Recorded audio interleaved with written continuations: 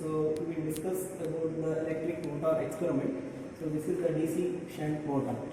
So today we will do the experiment on load test on DC shunt motor. This is the aim of the experiment. So to find out the characteristics, different characteristics of the load test on the DC shunt motor. So there is the torque versus speed characteristics, BHP versus efficiency characteristics, and also speed versus torque characteristics, and BHP versus torque characteristics. Those characteristics have to be analyzed. Okay. So from this we will get the efficiency of the DC shunt motor. So for that purpose we require one DC shunt motor. So this is the DC shunt motor of the rating of 3 HP and 220 volt DC and 1500 RPM, and also nameplate details are shown on the DC shunt motor. We have ampere rating is 12 ampere, and there are two connections. One is armature connection, another one is the field connection. So connections, these are connected here, these are interlinked, and we require one 3-point starter. So F. L means line, A means armature, F means field. Okay, and we require a voltmeter, ammeter, and motor, and this is the field winding, and this is the RPM meter. This is called a tachometer. And also we require two different rheostats. One is 600 ohm rheostat. This is connected for field winding in cutout position initially, and another one is armature rheostat. This is 25 ohm armature rheostat. So this is connected cutting position initially. Okay. So first, as per the circuit diagram, we will do the connection. So this is the 2-pole MCB is there. So from this, so input is connected to the ammeter. It has to go to ammeter because ammeter is directly connected. We require input power. For that, voltmeter and ammeter, the readings are required. So connect ammeter connection to the mains. We can directly connect it to mains, but we require total current. That's why. So we are connected through ammeter in series with the mains. So after this connection, we require from A, it is to be connected to the rheostat, that is the armature.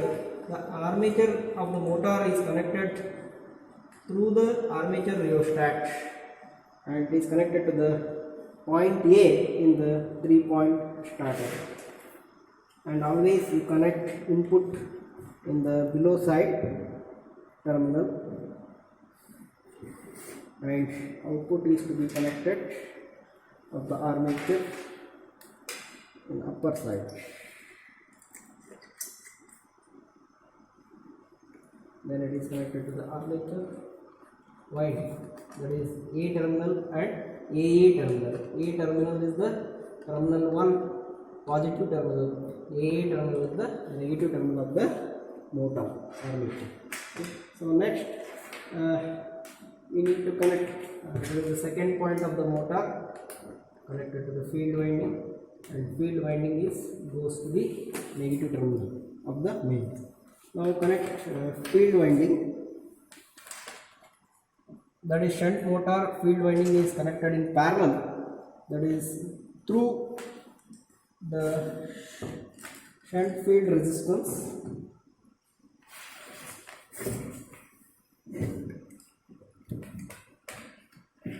So connect shunt field resistance, that is in cutout position.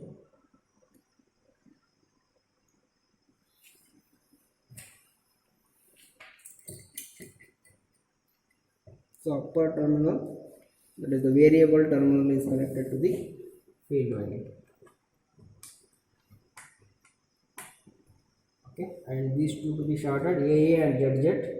Z is the first terminal of the field winding, ZZ is the second terminal of the field winding.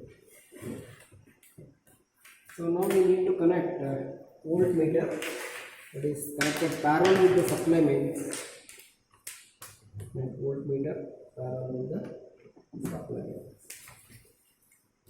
So this is the connection of load test on DC shunt motor. So what is the procedure of doing this experiment? So once rig up the circuit, through the circuit diagram. Then switch on the switch, that is the NCDP double pole switch. Okay, and this is the meter switch. So switch on this. So first we have to take no load reading. Okay, and this is the scale. This is the brake drum, or this is the wheel of the motor. Okay, so we need require a radius of this brake drum, that is given, that is 10.6 centimeter. Okay, and this is S1 and this is called as S2, that is in terms of kg. So we are applying a load on the brake drum through this belt drive. Okay, so now switch on the meter and switch on the DC supply. So we are giving 220 volt DC supply here.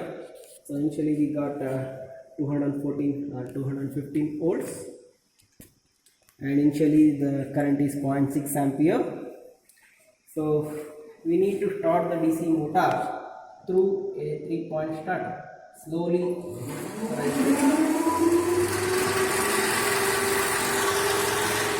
the motor is get started. So 214 volts, 1.28 ampere, and RPM is 1320.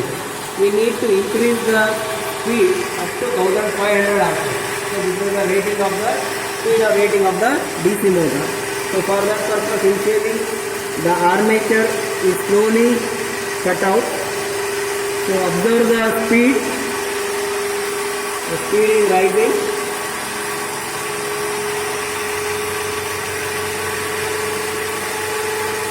Okay, once the armature rheostat is completed, go through the field rheostat. Where is the field rheostat? The speed is going to be increased to 1500 rpm. So now observe the reading. So take this is the no load reading. It doesn't apply any load. Okay, take no load reading 240 volts, 1.14 ampere. This is the no load current, and 1500 rpm. This is the speed. So now you need to apply the load. So slowly apply the load.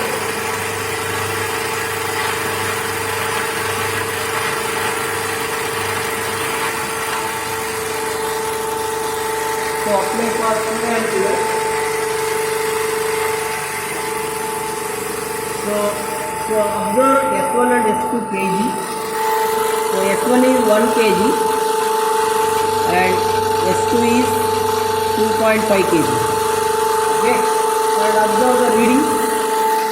So corresponding to this load, the voltage is slightly down, because when you apply the load, voltage will become down and current is increasing and speed is also decreasing.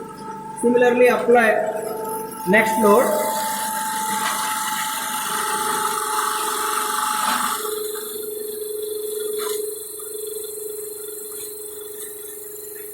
For 4 ampere.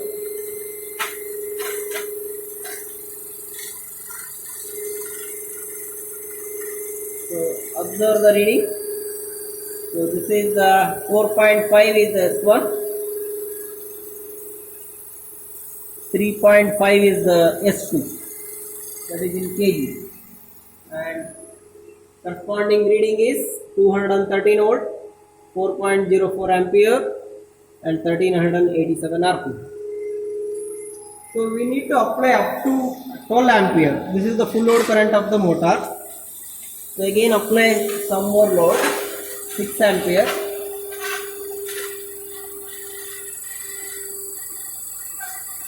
For 6 ampere, so this is S1 is 8 kg and S2 is 4.5 kg. Observe the reading. So this is 6 ampere. This is the half of the load of the motor.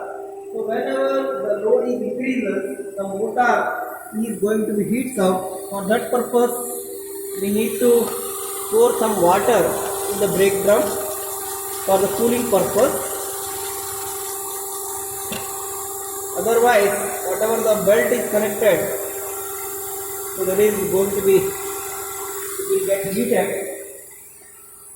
Whenever the smell comes on that belt, you need to pour the water. Okay, again increase the load for 8 ampere.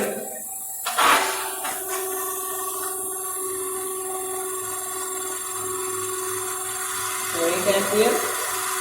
So this is F1 is 10.5 kg or 11 kg, and S2 is 5 kg. Okay.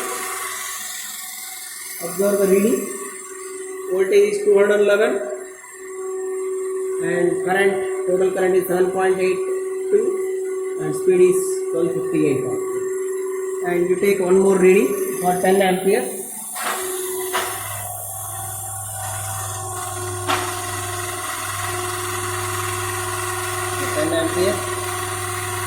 So S1 is 15 kg and S2 is 6.5 kg, and corresponding readings are 210 volt, 9.82 ampere and 1208 rpm.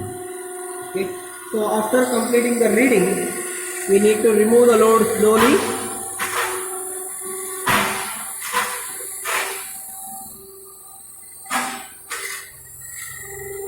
Remove the load slowly. So whenever you are removing the load, speed gets increases, load current will be down.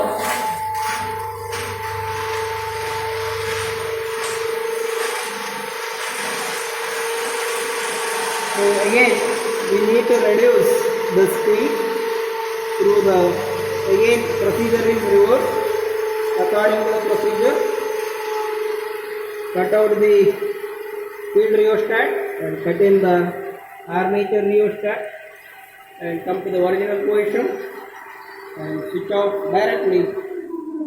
The 3-point starter knob will get automatically backwards. Okay, after find out the reading, you need to calculate the efficiency. So we know the radius of the brake drum, R is equal to 10.6 meter, and torque, that is calculated by S1 minus S2, that is in terms of kg per meter. We have BHP is equal to 2 pi nt by 4500.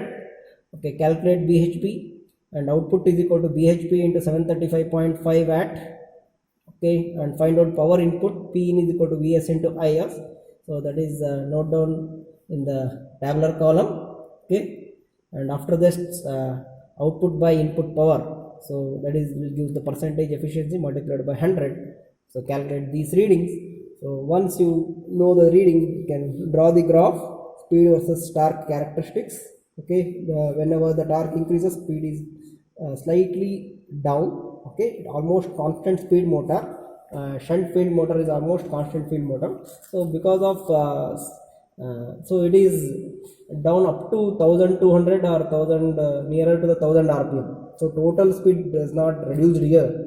Okay, almost constant speed motor. So only the 400 rpm up to 1500 to 1100 rpm. So 400 difference we will get. And coming to the another characteristics, BHP versus efficiency and speed and torque characteristics. So speed that will reduce somehow, and torque will be increases with BHP output power, and efficiency is also going to be increases, and it will be decreases after reaching the maximum point. Okay, this is the experiment about the DC shunt motor, that is load test on the DC shunt motor. Okay, thank you very much.